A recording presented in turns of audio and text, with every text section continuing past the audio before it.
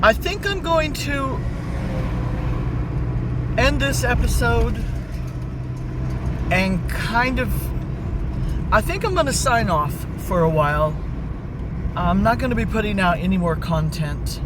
I'm a little overwhelmed with everything right now, and financially speaking, I don't know what I'm going to do.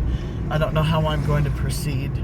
I need a truck to make money, and you need money to get a truck running, and so at this point, I don't know what to do. So I am going to sign off, and I'm not sure when the next time I'll put out content, a YouTube episode.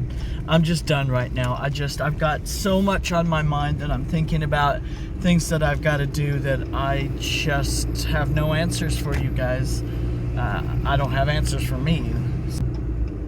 Things might change later and I'll put more content out, but right now I'm signing off, and we'll see you guys on down the road somewhere.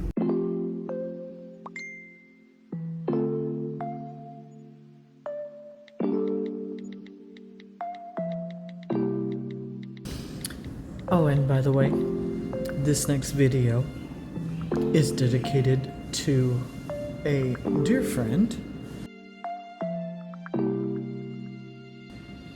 who went out of his way to help me, and I didn't even have to ask for help. He just helped me.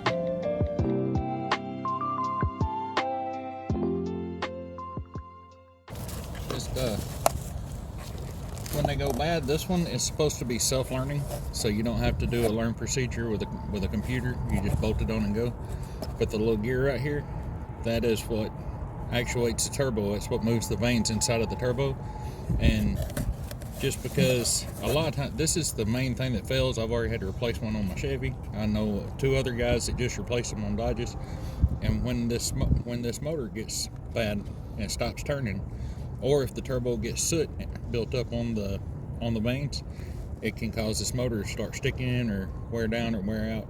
But you had yours checked out out on the road, and they took it apart and said the vanes were good. It was just the actuator. So so when they said that it wouldn't turn, it was that thing, right? Okay. Yep.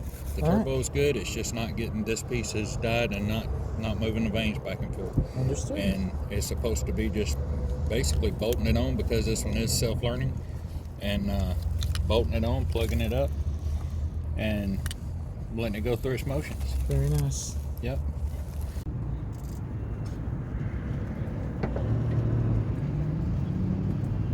Okay, well, how long is the boat? I just don't know.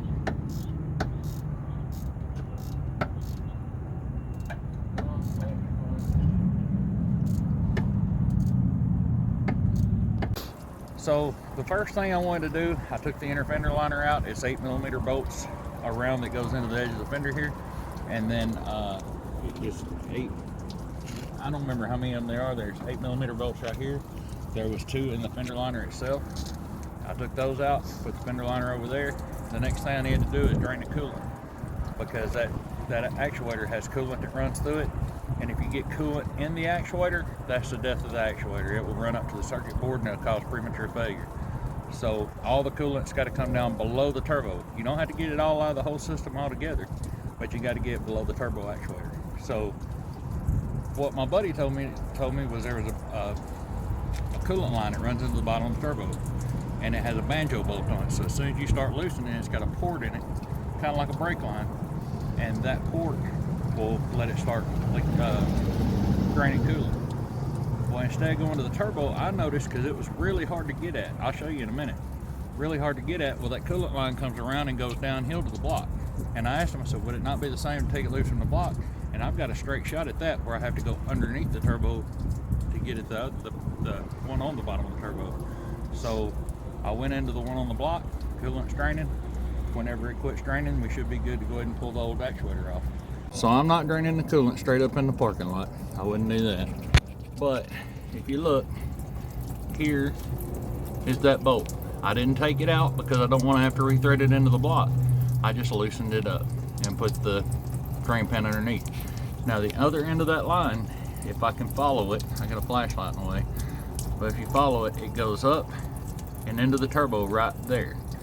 That's the bolt that they were telling me I should take loose to drain it. Well, it goes downhill over here to this bolt, and that's that same coolant line. So when it stops draining coolant out right there, we should be good to pull the actuator. The actuator itself is right here, and there's 2 bolts on the bottom. You see the rusty Allen head bolts down there, and then there's also 2 bolts on the top. I don't know if I'm gonna be able to get a shot of them or not, but zoom out a little bit more. Right, well, can't get my fingers on them either. Right here, these 2 bolts on top, these 2 bolts on the bottom, this one and this one, that actuator will come off. And then I've talked to them about how to install the new one, but I'm going to go ahead and read the instructions. It's against my better judgment, but I'm going to do it anyway. Read the instructions. I want to make sure we don't mess anything up on Miss Deb's truck. So I'm going to hand you back to her, and I'm going to watch your coolant drain. That one's loose. And there's 2 more on top. I'll get from the top, and that'll be off.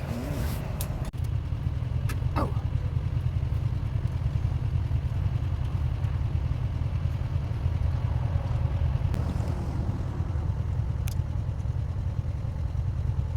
I'll be honest, I haven't put these bolts stickers on yet.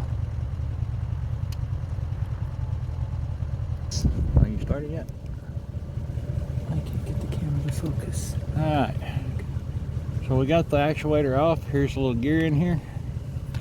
And then this right here is a lever that it spins. You want to make sure and spin that and make sure it does spin or actuate.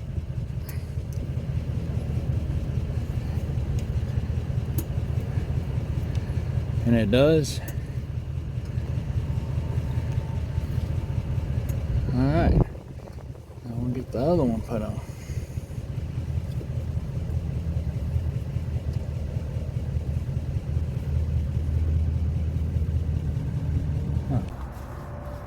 Especially where the O-ring goes right there.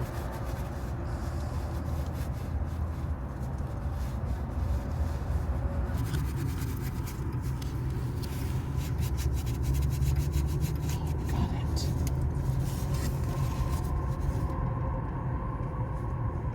It looks dirty, but it's smooth.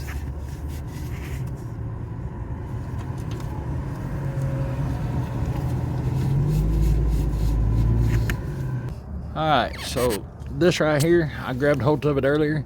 It does take just a little bit to get it turning, but you want to make sure that moves smooth. And you'll see there's a mark right here, and there's a mark right here. Just make sure to move to both of those marks. And there it is. There we go. Per the directions, it says the next thing we want to do is turn the ignition on and plug the plug in.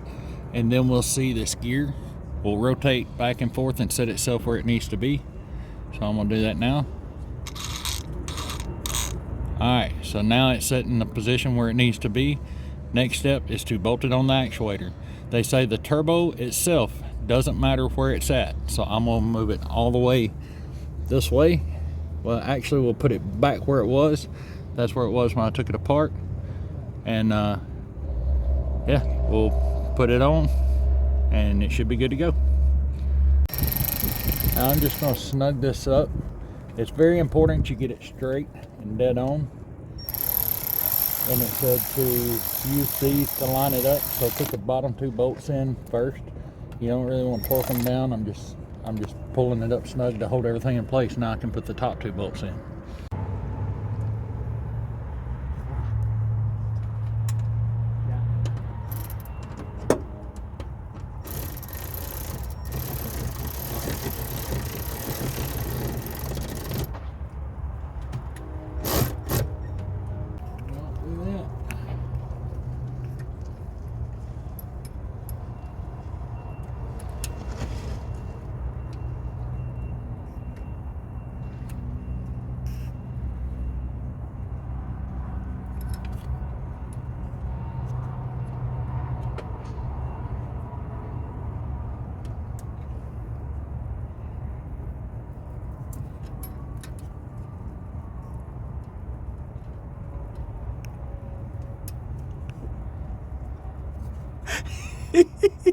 I'm laughing with you, not at you.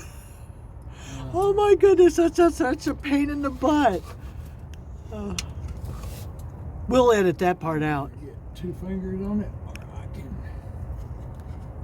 get my eyes on it.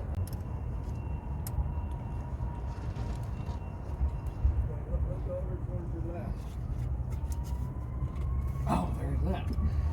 So, went ahead and put all 4 bolts in, snugged them up, tightened up that bolt that I loosened off on the side of the block for the coolant to drain.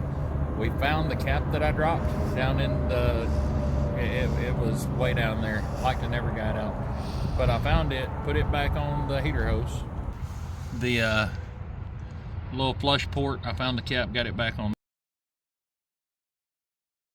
there. Showing to be just slightly low on coolant, but we need to get some more coolant, so I think we'll be all right on that. It's not very low at all. It's just enough to throw the light and to not be able to see it in the jug here. And filled it back up with coolant and fired it up, and it sounds good. We'll go ahead and start it back up for you again here in a minute, but it sounds good. I cleared the codes.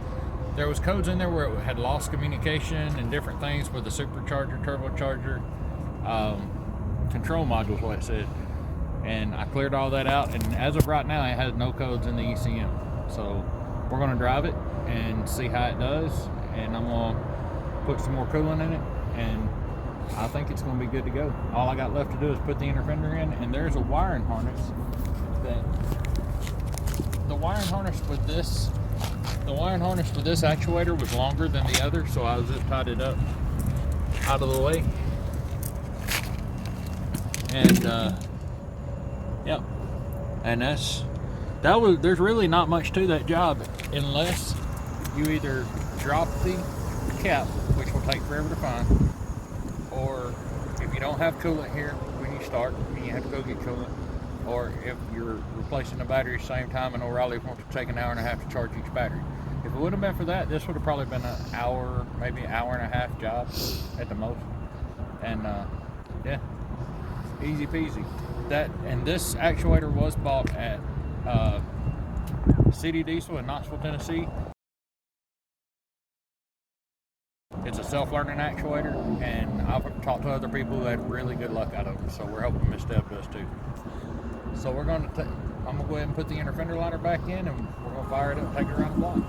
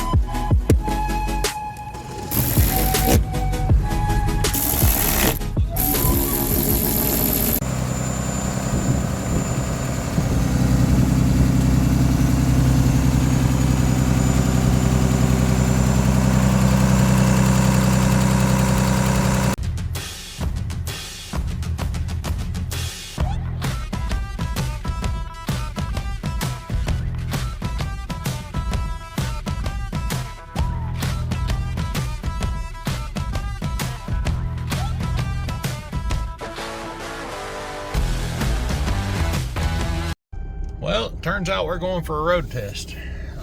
We're gonna go get some lunch, and we're gonna get coolant. And the truck is gonna yell at me that my seatbelt is not buckled, but I want to show you, no check engine light. So we'll see how it does on the road trip.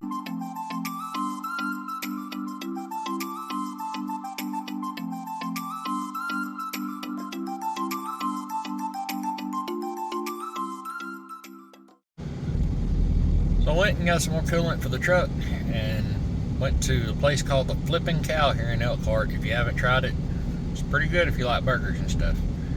And we're headed back to Dan's and no lights on the dash. I put the coolant in after we ate, and that pretty much cut that light out, and everything seems happy. There's no codes in the ECM. All is good.